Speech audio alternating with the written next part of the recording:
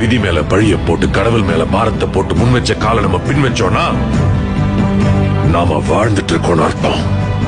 உன் வாழ்க்கை அவ்வளவுதான் இந்த உலகம் உன்கிட்ட சொல்லும் போது உன் வாழ்க்கை உன் கையில தான் உங்க அறிவு சொல்றது உங்களுக்கு கேட்கலையா?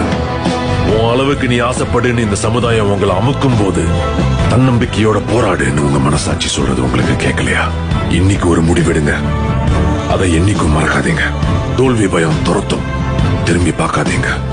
போதும்னு மனசு சொல்லும், வர வாய்ப்பை விட்டுறாதீங்க. தேடினாதான் கிடைக்கும், தட்டுனாதான் திறக்கும்.